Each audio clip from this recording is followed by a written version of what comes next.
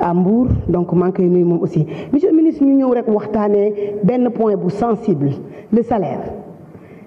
tey nag c'est l'agent communal qui parle l'ex-agent avec matricule 92H donc monsieur le ministre j'étais à la ville de Pikine je pense que ni collectivité locale yi changé ñëpp gis nañ ko monsieur le ministre salaire dafa am solo requalification des salaires des travailleurs des collectivités locales monsieur le ministre man foofu rek laay wax parce que man je les ai reçus surtout dans mon département le département de Pikine parce que tamit ku wax Pikine wax Mame Diarra Fam mais ku wax parce que mairie ba moo tax ville de Pikine moo tax parce que bokk naa si ñi nga xamante ne les presque ñi posé jalon wu décentralisation man ci laa bokk kon suñu jaaxlee ñëw ci man monsieur le ministre damay wax ne nañ leen jàppale ñu def li nga xamante ne moom mooy seen requalification xool seen salaire yi monsieur le ministre li ñu wax sànq mus naa ko doon officier d'état civil ku ko fayul yaa ko sàccloo gis nga bulletin de naissance su jàmbur yi di réer nga dem bay def examen ñu ne la sa bulletin réer na munoo am j'en ai à gogo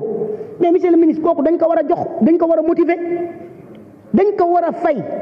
xam nga dafa am loo xamante ne soo ko fàttee ci nit ki lu mu am yow yaa ka jëlloo man dama jàpp ni même sànq maa ngi tooñ baara naan ko bàyyil même le conseiller municipal waratul nekk du volontariat xam lu tax dafa metti à des heures perdues ngay dem ay réunion communale di ñibbi si bàyyi sa njaboot bàyyi sa borom kër si jigéen ñi bàyyi ñëpp je pense que war nañu xoolaat su fekkente ni yow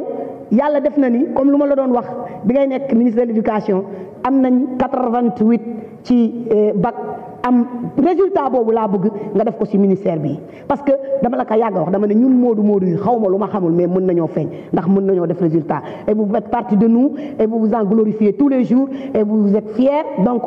comme vous êtes un de la diaspora nous bu ñu taxawee sa kanam dañ lay wax ni la nous voulons un résultat dans ce ministère je pense que ni nga def ci éducation di nga ko jéem a def fii je pense que tey moom wax ji nañ ko may ñi nga xamante ni ñoom ñooy maire yi ñu gën a wax mais man daal su ma sañoon nga xoolaat grève bi woo leen waxtaan ak ñoom teg yëf yi ci ñoon seeni doléance nga satisfaire ko te bu ko def à demi mesure def ko à 100% parce que ministre des finances liggéeykatu maire yi dañoo nekk à risque ñoom rek la ñuy tëj ci Sénégal te duñu xam lu tax ñu tëj leen lu dul benn kayit jàpp leen ci asalaamaaleykum wa rahmatullah. Merci. Karim Sène, Oumar Savané Cissé se prépare.